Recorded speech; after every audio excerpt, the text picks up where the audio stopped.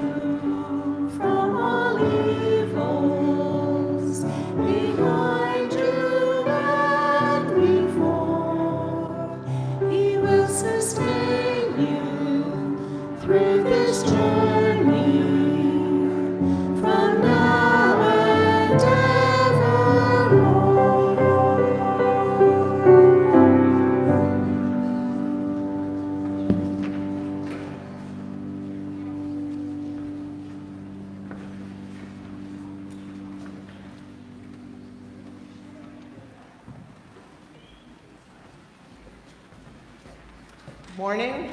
Welcome to worship this morning, and if you're joining us online, we're glad that you're here as well. Some of our own folks are joining us online this morning because of weather or sickness, and so we're thankful to have that option. If you are joining us online, give us a wave, say hello, and let us know that you're here.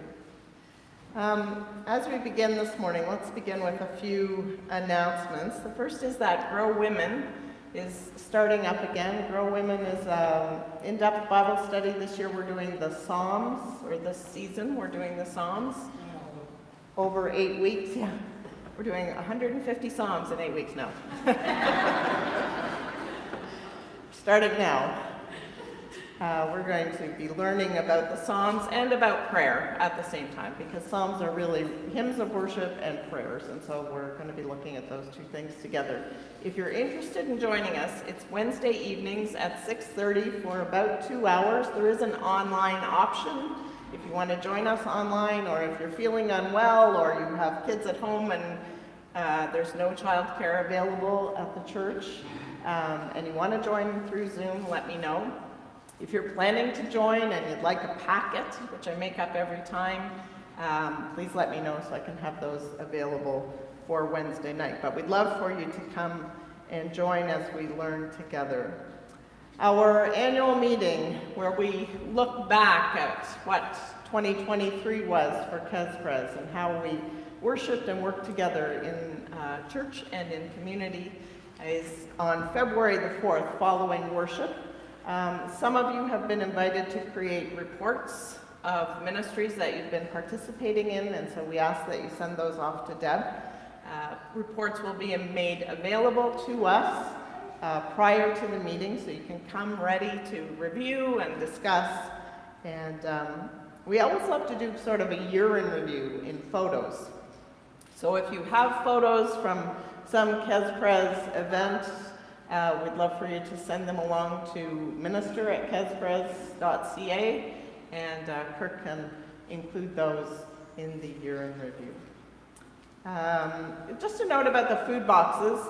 Thank you to those of you who are supporting that ministry. This week we gave out 27, but we actually had 33 to give out, and we just didn't have enough on our shelves.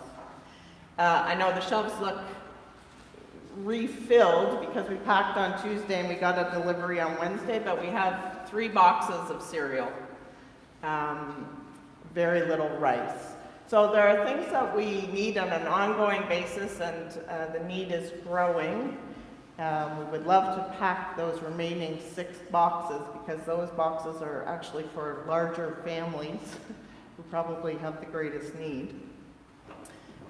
We do have a link now put up on the KesPres website to the Food Box Ministry with a list of common staples. I know sometimes I say in church what we really are in need of, but those are things that we could use all the time, that go out in the box every single time. And so if you want to look at the list and also see what's on sale, that's a great way to have the list in front of you. Peanut butter was on sale this week, and Michelle gave me a hot tip about that, and so Michelle and Alex and Kirk and I were able to kind of restock the peanut butter. But if there are other things that you see that line up, or keep that list on your phone, that's a great way to help support that ministry. Okay, Kirk has one more. So for another opportunity, for the rest of us who aren't Grow Women, for men and women, I got a book over Christmas. We've been reading a few different books over Christmas, but one that some of the Grow family folk will know. It's a book by David Brooks called How to Know a Person, and been really enjoying it, and wondered if someone wanted to read along with me, and read it and talk a little bit about it, which could be, let's say, a Thursday night or sometime in the afternoon. So if you're interested in picking up this book and reading along with me, that would be great as well. So just speak with me this morning. Okay, let's prepare our hearts for worship.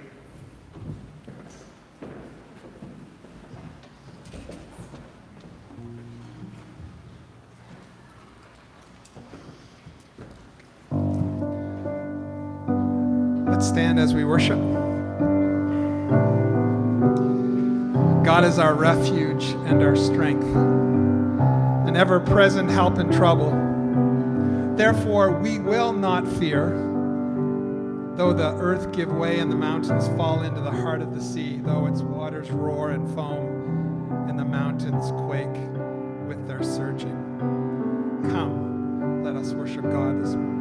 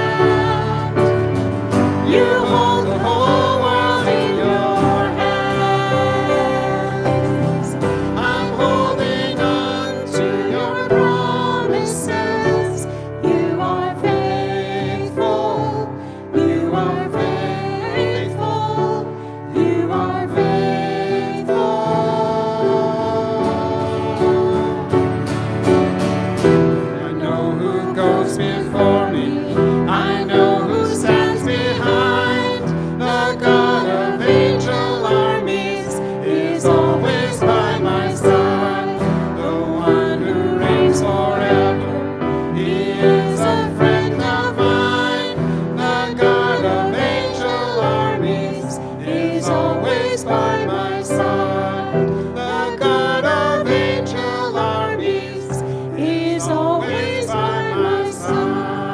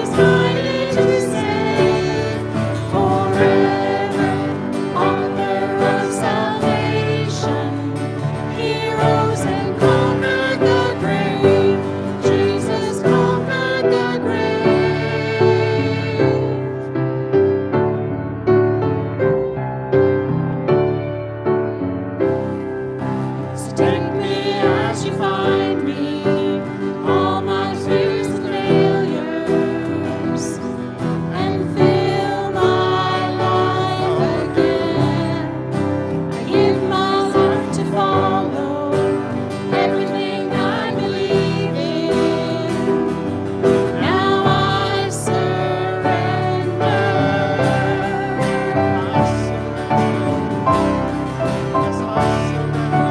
Savior, He can move the mountains. My God is mighty to save. He is mighty to save. Forever, author of salvation. He rose and conquered the grave. Jesus conquered the grave. Shine your light and let the whole world see. We're singing for the glory of the risen King. Jesus, shine your light and let the whole world see. We're singing for the glory of the risen King. Savior, He can move the mountains. My God is mighty to save. He is mighty to save. Forever, author of salvation. He rose and conquered the grave. Jesus conquered the grave. God, we gather as your people today to join with all creation, to join with your church wherever she may be today, in cathedrals or underground churches, in languages familiar and unfamiliar. We gather as your people, for you are worthy of our praise. So we come to acknowledge who you are this morning, Lord of heaven and earth, that we might begin the prophecy that one day every knee shall bow and every tongue confess that Jesus Christ is Lord. May that begin with us even in this place as we gather to hear your word, to sing of you, and to be united in prayer as we pray the words that you have taught us to pray, saying, Our Father, who art in heaven, hallowed be thy name. Thy kingdom come, thy will be done on earth as it is in heaven. Give us this day our daily bread, and forgive us our debts as we forgive our debtors. And lead us not into temptation, but deliver us from evil. For thine is the kingdom, the power, and the glory forever and ever. Amen. Just turn to your neighbor and say, I'm glad that you're here with us this morning before you have a seat.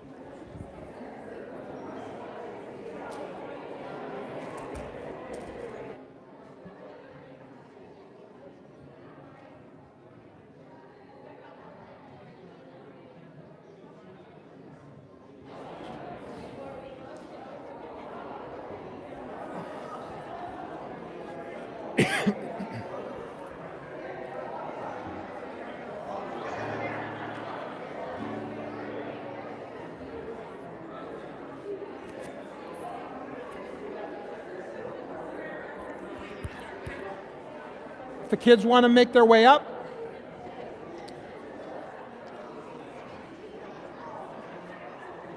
come on over here, guys. I got something to show you this morning.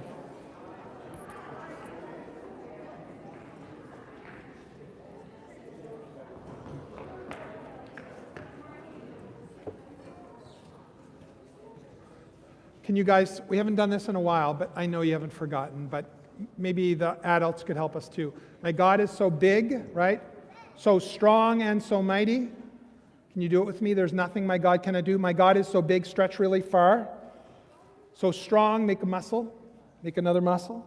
The mountains and the valleys and the stars. Remember, there's millions of stars. Stars are, my God is so big, make a big stretch. So strong and so mighty, there's nothing my God cannot do for you. Let's see if we can remember it.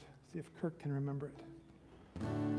My God is so big and so strong and so mighty, there's nothing my God cannot do. My God is so big and so strong and so mighty. There's nothing my God can't. The mountains are valleys, valleys are stars. The stars are his handiwork too. My God is so big, so strong and so mighty. There's nothing my God cannot do. One more time. My God is so big and so strong and so mighty. There's nothing my God cannot do. My God is so big and so strong and so mighty. There's nothing my God cannot do. The mountains are valleys, valleys, stars. Stars are his handiwork too. My God is so big and so strong and so mighty. There's nothing my God cannot do for you. So I'm so glad to see you, because I got worried, because I don't like snowstorms. I know you guys do, because snowstorms mean snow days. And for some people, snow means snow church. But I don't like that. So I was really nervous, and so I brought with me something this morning. Do you know what it is? What do we call these things that have water in them? And yeah, snow globe. So my wife collects nativity sets, and I called somebody who has a little bit of everything. If I'm ever looking for anything, I called Jenny. And Jenny said, I have one. And Allison said, why did you ask? Because we have one. And I went, oh, I didn't know. So this is a nativity. So I know you can't see it really good, but can you see Joseph and Mary and Jesus in the snow globe? And that's Christmas. But can I show you what it was like for them after Christmas? Okay, ready? This is what it was like for them after Christmas. And I don't mean it was snowing in Bethlehem, okay? It wasn't snowing in Bethlehem. But soon after Jesus was born, there were people who wanted to harm him, even kill him.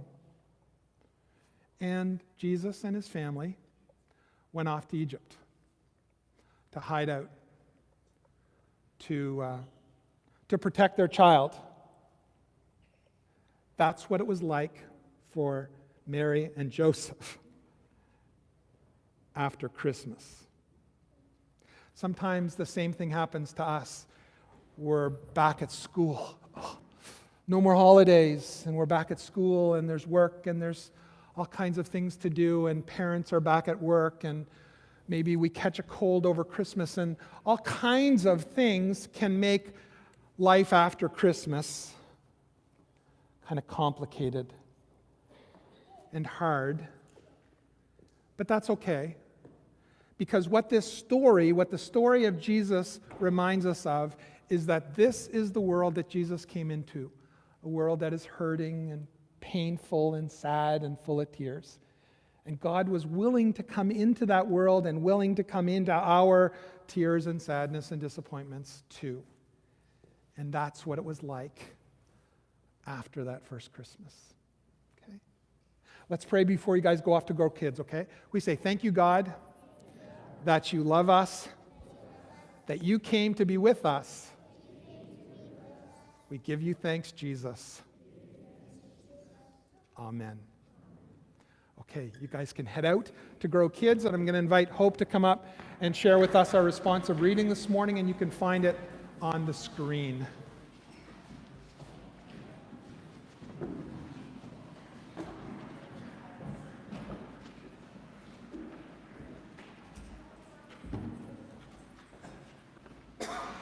Good morning. I lift up my eyes to the hills. From where will my help come? My help comes from the Lord, who made heaven and earth. He will not let your foot be moved. He who keeps you will not slumber. He who keeps Israel will neither slumber nor sleep. The Lord is your keeper. The Lord is your shade at your right hand. The sun shall not strike you by day, nor the moon by night. The Lord will keep you from all evil. He will keep your life. The Lord will keep your going out and your coming in from this time on and forevermore. The word of the Lord.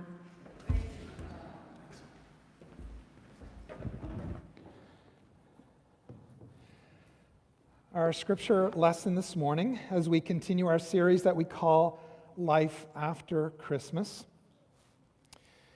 is the early verses of Matthew's Gospel. So I'm going to be reading Matthew chapter 2, starting at verse 13. It's found on page 784 in your Bible. I encourage you to start picking up a Bible or bring your own Bible with you on Sunday mornings. We'd love for you to follow along with us. So, Matthew chapter 2, starting at verse 13, reading to the end of verse 18. This is God's word for us this morning. Now, after they had left, an angel of the Lord appeared to Joseph in a dream and said, "Get up, take the child and his mother and flee to Egypt. Remain there until I tell you, for Herod is about to search for the child to destroy him." Then Joseph got up, took the child and his mother by night and went to Egypt, and remained there until the death of Herod. This was to fulfill what had been spoken by the Lord, "Called my son." When Herod saw that he had been tricked by the wise men, he was infuriated. And he sent and killed all the children in and around Bethlehem who were 2 years or under, according to the time that he had learned from the wise men. Then was fulfilled what had been spoken through the prophet Jeremiah. A voice was heard in Ramah, wailing and loud lamentation, Rachel weeping for her children. She refused to be consoled because they are no more. May God add his blessing to his holy word. What's with all these dreams, Joseph? Too many late night snacks? Parenting stressful? Why not try melatonin, warm milk? Shut off your electronic device before you go to bed. But then again, dreams have boded you pretty well, haven't they, Joseph? The first dream you had convinced you to stay with your fiancée Mary, even though she had a rather unbelievable birth story or pregnancy story for you, and where you also received a hint of the name you are to call your new son. The only thing more unreasonable than Mary's story was your willingness to stay in the relationship at all. So I guess dreams have worked out pretty well for you. So why should any of us question the angel of the Lord's second appearance, or maybe was more, when another surprising, but this time terrifying revelation occurred? There's no getting around it, is there? Let's be honest. Did you really need to hear this story so soon after Christmas? Matthew's Massacre of the Infants, as our Bible titles it, is yet another, as someone has once said, a god-awful story.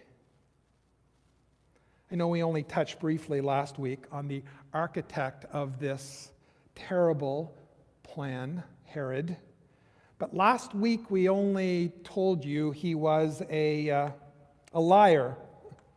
I'd like to worship Jesus, not. But now he is a mass murderer a committer of infanticide. Children's Bibles never include this story. And some translations even combine these two passages into one, verses 13 to 15 and 16 to 18, and then use one title, the flight or the escape or something of that sort, to Egypt. Egypt is the fourth location mentioned early on in Matthew's Gospel. Bethlehem, Egypt, Galilee, and Nazareth. Jesus begins, of course, in Bethlehem, 2:1, the city of David, and a place of deep historical importance for God's plan.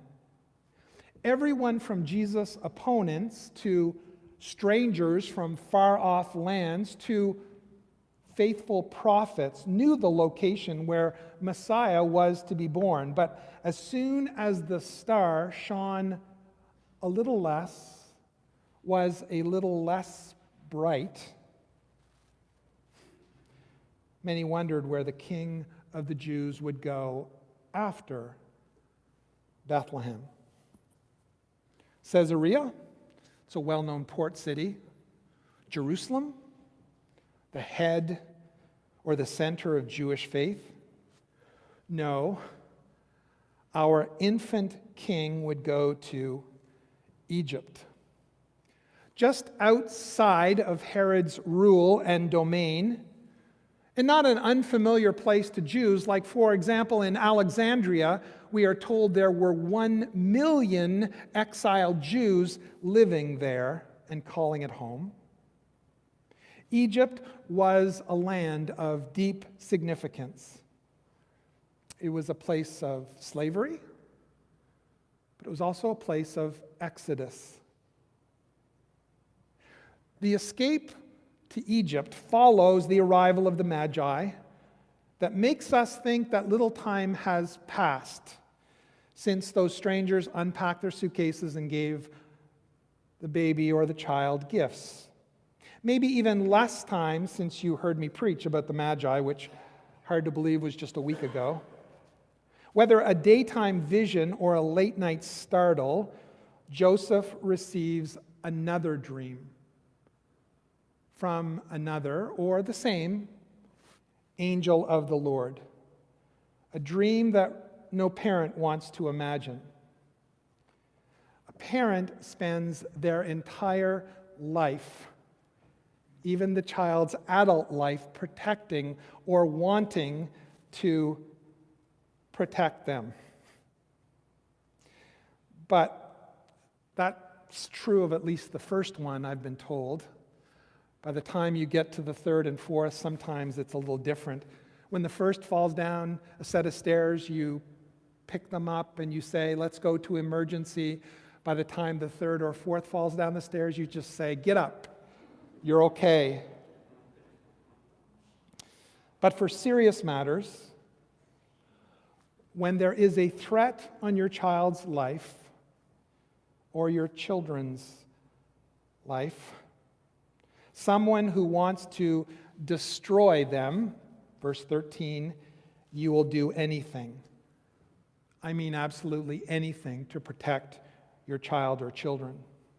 And to know the destroyer by name and to know that they're capable of doing it, you're willing to leave your job, your family, your residency, and hide in another country in anonymity. So to Egypt as instructed, the Holy Family would go. Now you might wonder why Egypt. Well, Egypt had throughout its history been a location of refuge and of refugees. 1 Kings 11, 2 Kings 25, Jeremiah 43. Even today on our news, we're hearing, why doesn't Egypt open its borders to its Palestinian neighbors? But with the mention of Egypt comes incredible irony that our modern day ears might not necessarily pick up on. In the original Exodus story, for example, we read of babies being slaughtered in Egypt. at the command of the wicked Pharaoh that resulted in Moses becoming the prince of Egypt as his basket gently floated down the stream and ended up at the feet of Pharaoh's daughter. But that particular son would not. A new son, the Savior of the world, arrives to give freedom and bondage. This out of into story is not a detour without precedent, because there's another story that we might also miss. Another dreamer, also named Joseph, once brought his family from Israel to Egypt, if you remember, Genesis 37 to 50, while Jesus' family was directed to Egypt and then called to return back to Israel after the death of Herod, verses 20 and 21, or when the young family believed it was safe to go home where they belonged. It's hard to believe that the Magi's decision to not return to Herod and give him the location of the new king could set in motion such a desperate act by one suspicious king, but also fulfill prophecies that led to God's amazing and wonderful and beautiful saving plan for the world, and a lesson for you and me about life after Christmas.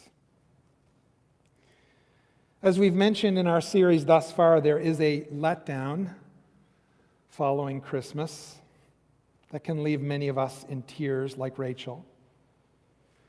And I'm not just talking about the pain of Christmas that some experience, because Christmas invokes memories of painful moments of their past, but the part of tears that follow Christmas. What Matthew sees happening in Bethlehem reminds him of what was done in Israel during the exile. In both accounts, Bethlehem and Egypt, parents were forcibly separated from their children, and in many cases never saw their children again.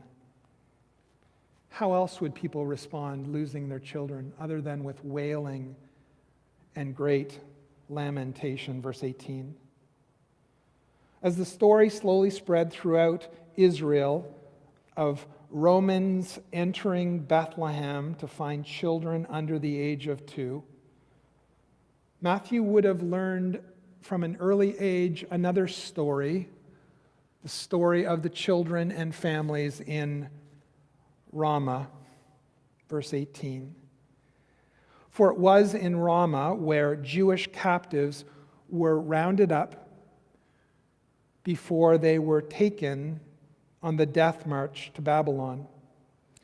No different than Jews during the Second World Wars of train stations, where Jews would be loaded on trains and taken to places like Auschwitz.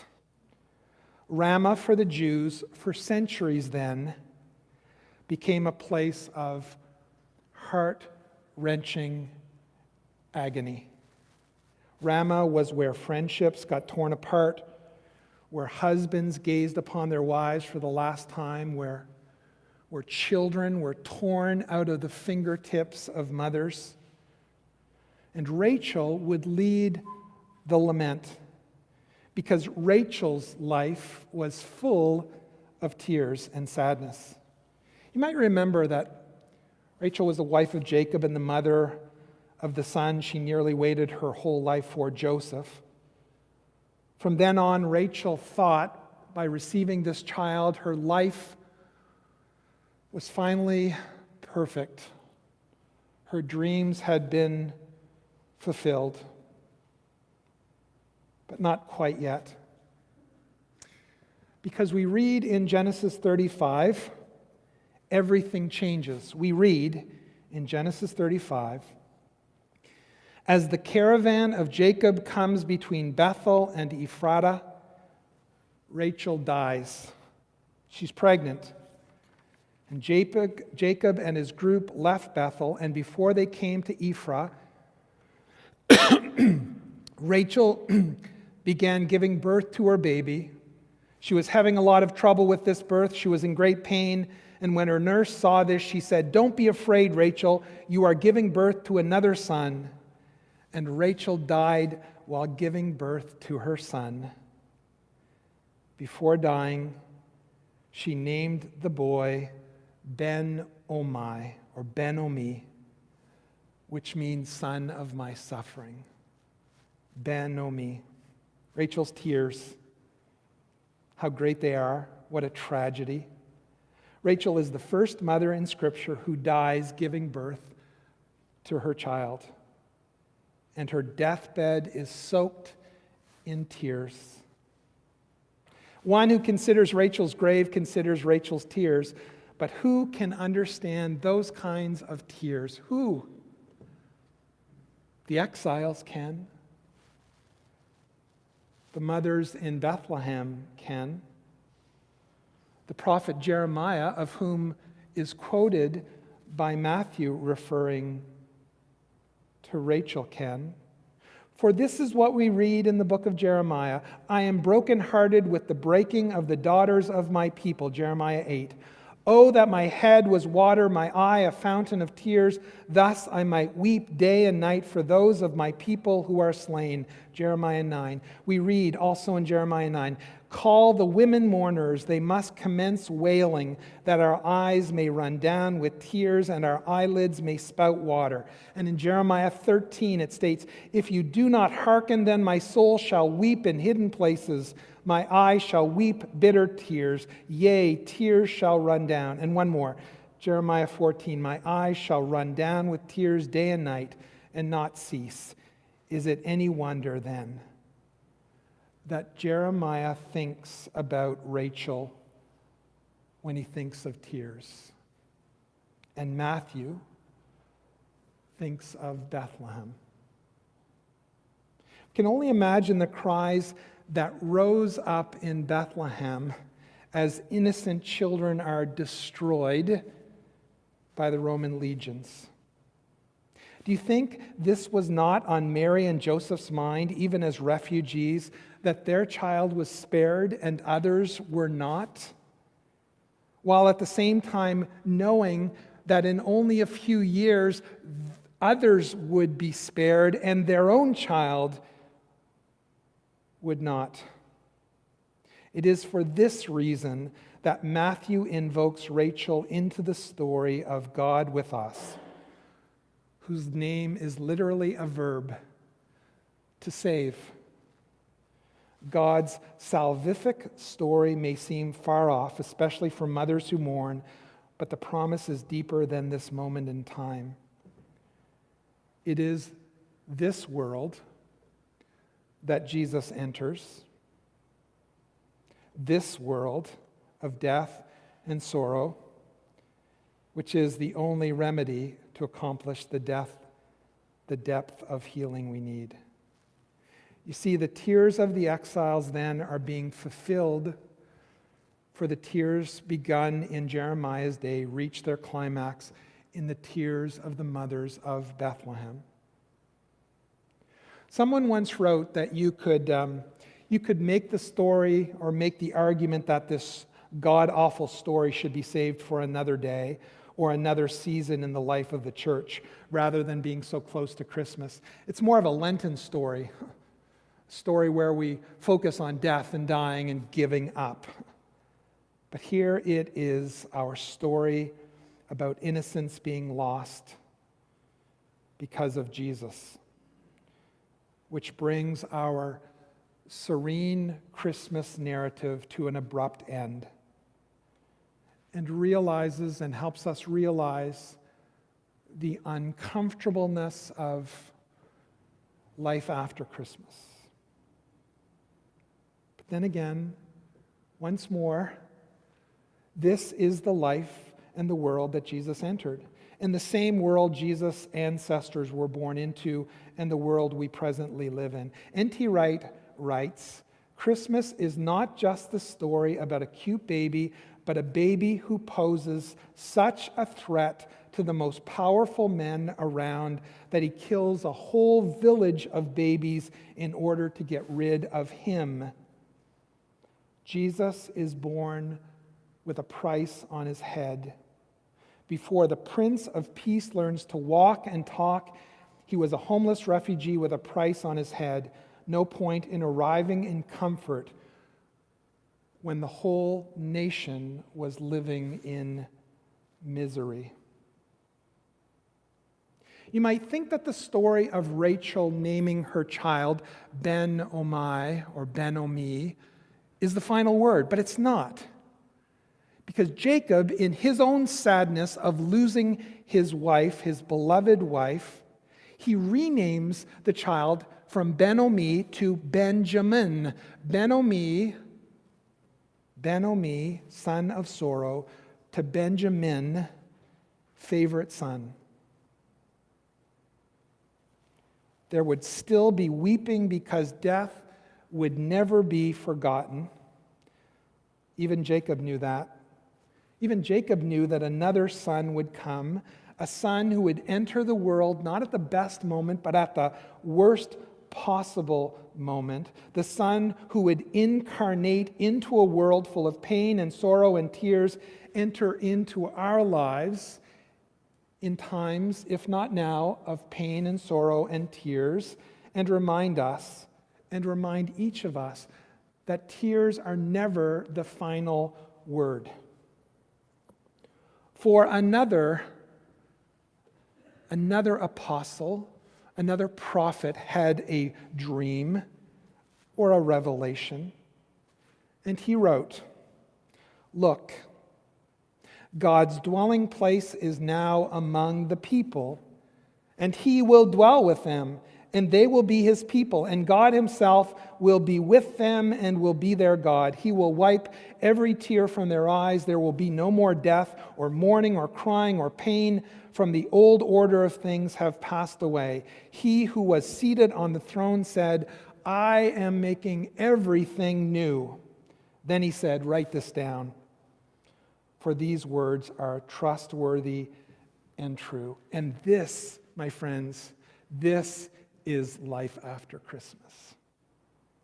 Thanks be to God. Amen.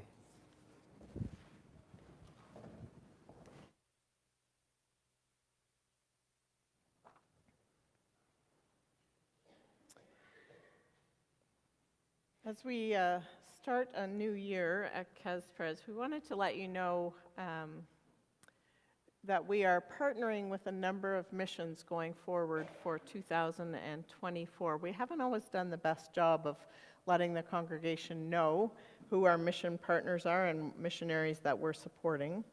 But the three partners that the session has determined this year are the Gathering Place, who make their home with us.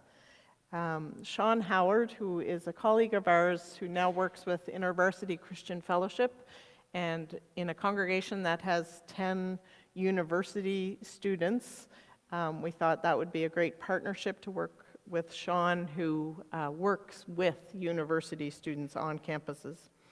And also the third one is African Hope Learning Center. Chris and Bev, who have recently joined our congregation, have been working with the African Hope Learning Center for a number of years. It's a center in Cairo, Egypt, that works with refugees coming into that country. And so we're looking forward to hearing from each of our mission partners over the next little bit to introduce us to their mission or remind us of their mission and ways that we can partner with them, pray for them, give toward them. And so I mentioned that now, that as you give your offerings and as you think about where your offerings go, we want to encourage you to also support our mission partners over the coming year. But you'll be hearing more about them in the coming weeks as well. Some of the folks that we've been praying for this week include Bob, Veronica, Derek, Teresa, Kelly, Carol, Michael, and Anne and her new baby. And I wondered if there are others that we want to include in our prayers this morning. Yes.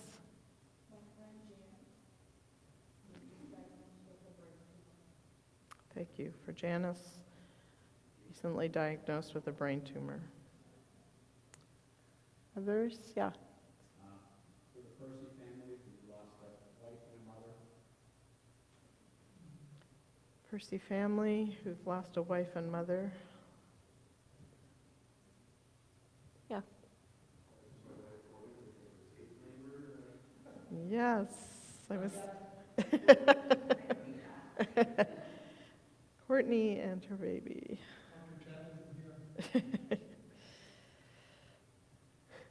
Others? Yeah.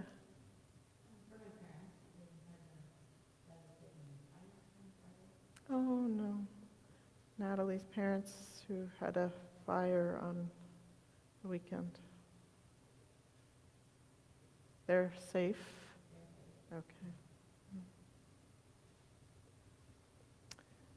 Others? I don't see your hand, just shout out.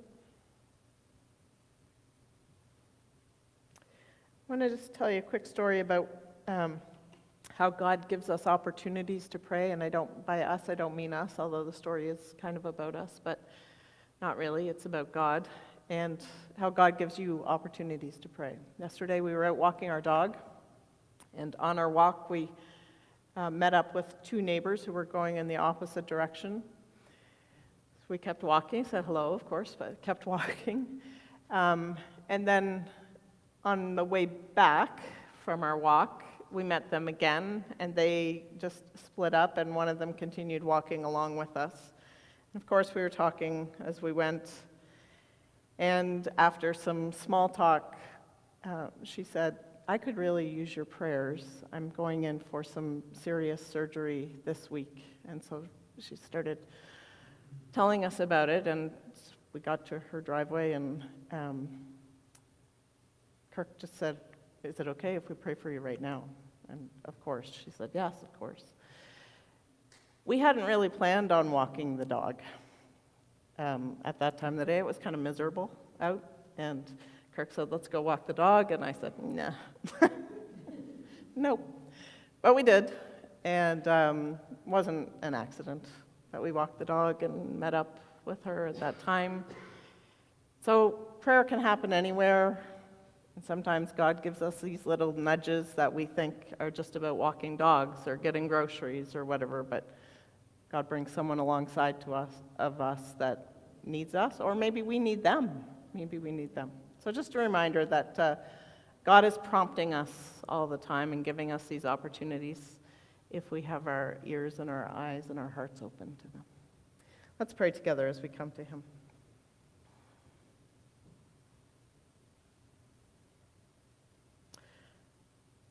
Father, thank you for the reminder this morning that Jesus came into a world that was broken, a world that was full of terror, unspeakable acts, people who were crazy for power, even little babies were threatened. And God, we give you thanks that you still come into a world that is broken. Our world is still broken, but you are here. It is into this place and into this time that you have come.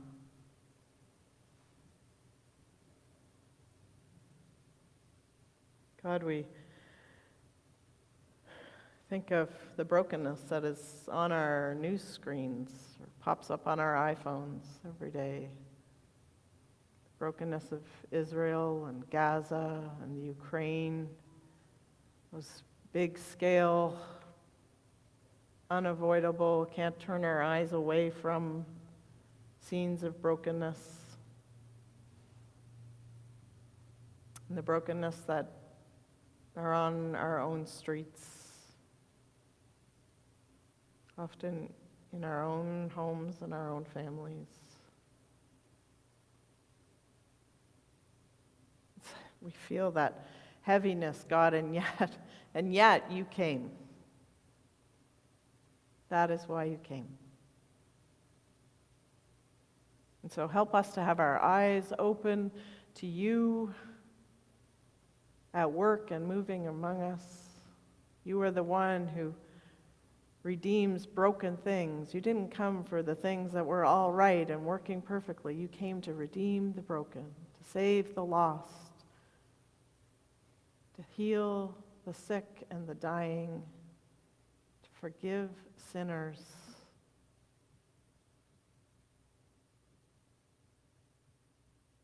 To make all things new.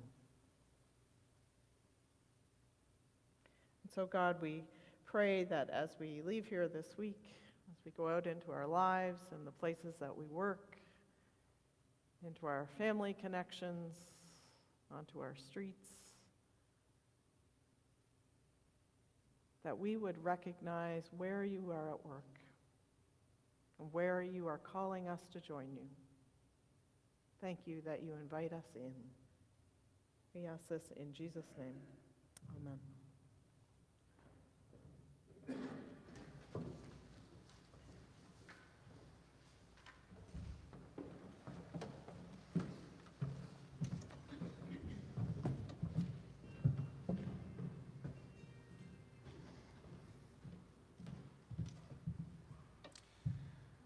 You've heard this song already this morning, but we thought it would be good to hear it again as let's stand as we worship.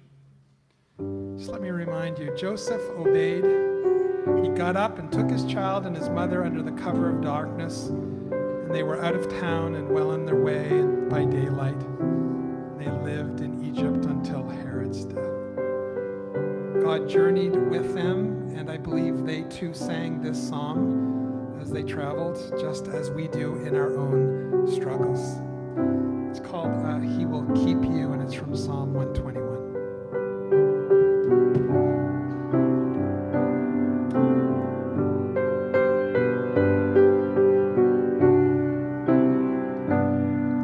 I lift my eyes and see, I need not be afraid. All my help comes from the Lord, who the earth and sky has made. He will keep you from all evils, behind you and before. He will sustain you through this journey, from now and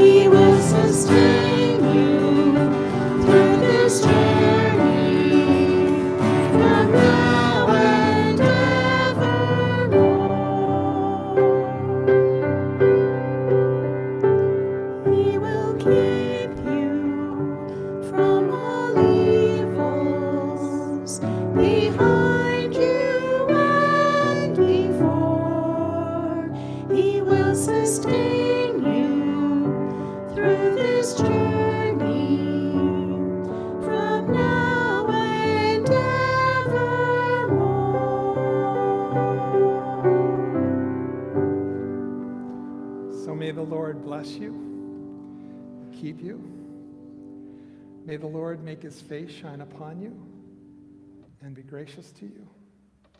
May the Lord lift up his countenance upon you this day and forever grant you his peace.